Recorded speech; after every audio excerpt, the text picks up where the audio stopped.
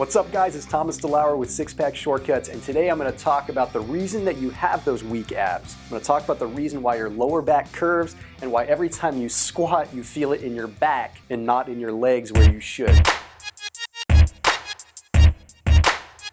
Okay, I'm talking about something called anterior pelvic tilt.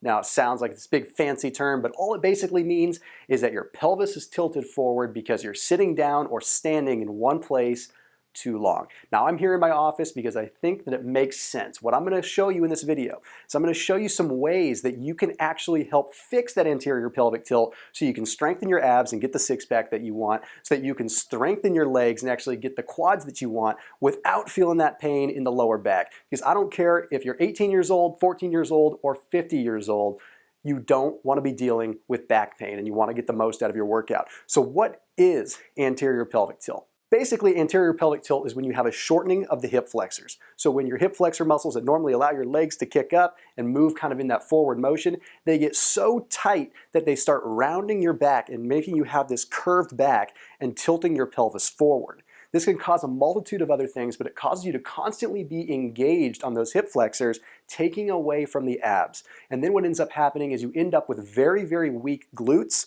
and very, very weak hamstrings. Okay, now this is not a cause of anterior pelvic tilt. This is a byproduct of anterior pelvic tilt. So if you have really tight hamstrings, like when you deadlift, you feel it in your hammies, well, more than likely you're dealing with anterior pelvic tilt. Now additionally, you can't fix those hamstrings by just stretching them. That's not going to solve the problem. You see, what's going on with anterior pelvic tilt is your hamstrings are already stretched so darn much that they're getting tight because they're overstretched. So what's stretching going to do? It's going to make it worse. It's not going to help you. You need to strengthen components of your body. You need to strengthen certain lifts, and you need to do the 3 exercises that I'm going to show you in this video.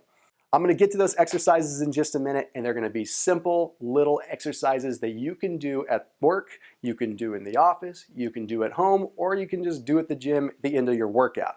But first, there's a couple other things that you need to know that you can implement right now while you're watching this video. Okay, the first thing is get your torso out of extension. Okay, what the heck does that mean? Fancy jargon. It means most of us are always elevating our ribs. It's like a macho man thing to do. Maybe we just naturally elevate our ribs. Well, newsflash, you can hold your chest high, you can hold your shoulders back without elevating your ribs. You see what happens when we elevate our ribs? We're forcing our spine into what's called lordosis. We're stretching our spine this way, we're tightening the hip flexors. So when we do that, it makes things worse. So drop your ribs. If you look at my ribs right now, all you have to do is drop them. Chest can still stay elevated. You can focus on this by breathing. But the other thing you really want to pay attention to is doing something like this. Put your hand on your abdomen, okay? Now sharply exhale. Feel your abs contract, feel those upper abs contract. What that's doing is that's engaging your pelvis in the right way. And if you actually pay attention and you clench those abs in that short, sharp fashion like that, you will feel the pressure come off of your back. Now it's not going to fix it by just doing it once. You have to make this a pattern. You have to lower the ribs, get out of extension, drop your guard, drop the ego, drop the macho attitude, and just get the ribs down. Trust me, no one cares. Okay, the next thing we want to focus on is breathing. Now, I'm not going to get too woo-woo witch doctor on you, but something that I practice regularly is something called diaphragmatic breathing. We're not supposed to be breathing with our rib cage. We're not supposed to be using those little serratus muscles to lift the rib cage to breathe. Okay, that's supposed to just be for auxiliary breathing when we're tired, just having additional exertion to help us lift the rib cage. We have this thing called the diaphragm, which helps us breathe. So here's a tip that I use, okay? Basically, you're gonna put one hand on your chest, you're gonna put one hand on your rib cage, just below your rib cage. Okay, what you wanna do is you wanna focus on your breath, you wanna breathe in, but you wanna make sure that your bottom hand extends further out than your chest. So for example, I breathe in.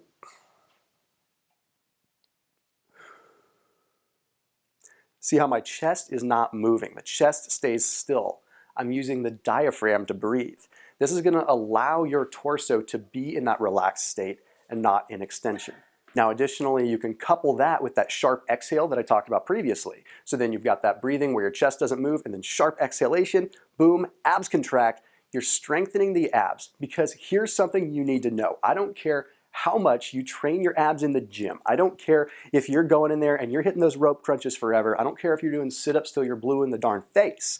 The fact is, if you are sitting at an office all day, or you're standing at work all day, well, just by default and by the fact that you're constantly weakening your abs, there aren't enough crunches in the world to overcome that. This needs to be something that you do day in and day out. In just a second, we're going to get down on the floor. I'm going to show you the 3 moves that I want you to focus on. But there's one thing I want you to play with your nutrition that might also help that anterior pelvic tilt. It's something you probably didn't think about.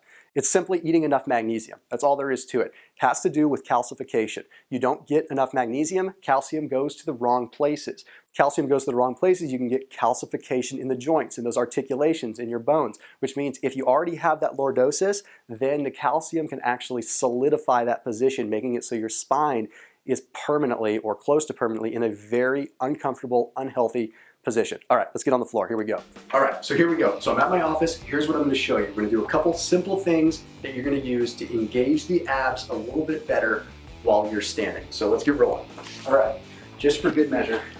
Okay, we're going to start with simple plank walk-ups. Okay, you're going to assume a normal plank position. Okay, keep the abs tight. Do everything that you can. Exhale so you get that tightness to the abs. And then what you're going to do is you're going to transfer up to your hands, back down your forearms. You're going to keep on doing this.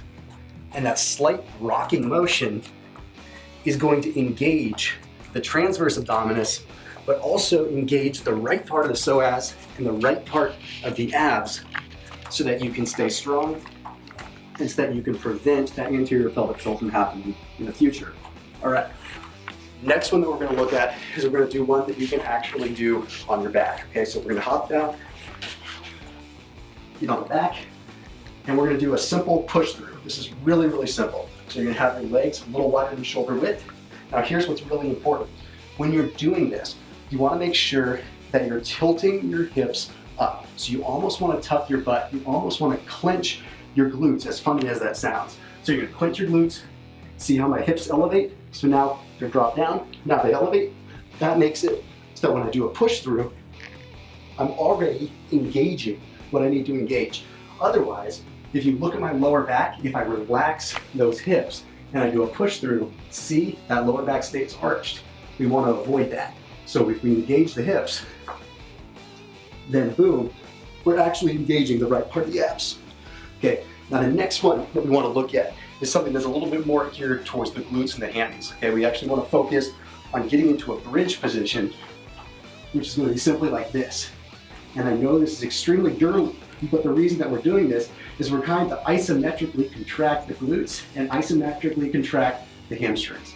What that's going to do is that's going to give us the tension and the actual muscle contraction that we need in order to make it happen while we're standing or sitting all day. Okay, you're going to hold this for like 30 to 45 seconds, and if you want, you can even add a level of thrust to it, because not only is that going to help engage the glutes, it's also going to strengthen and lengthen those hip flexors. Every time that you come down and come back up, you're going to feel that stretch in your hip flexors. So you do this simple combination like once every hour, once every 2 hours, and you're really sitting pretty and going to help out those hip flexors.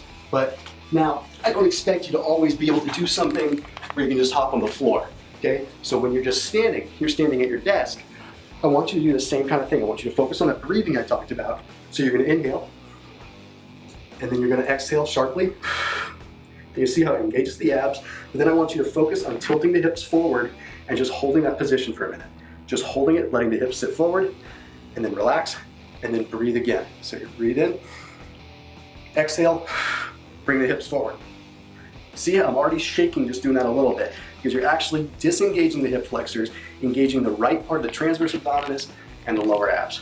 So there you have it. There's your quick solution to fixing your abs, getting stronger abs, fixing that lower back arc that you don't need anymore, getting the most out of your squat by fixing the abs. As always, keep it locked in here on Six Pack Shortcuts. See you in the next video.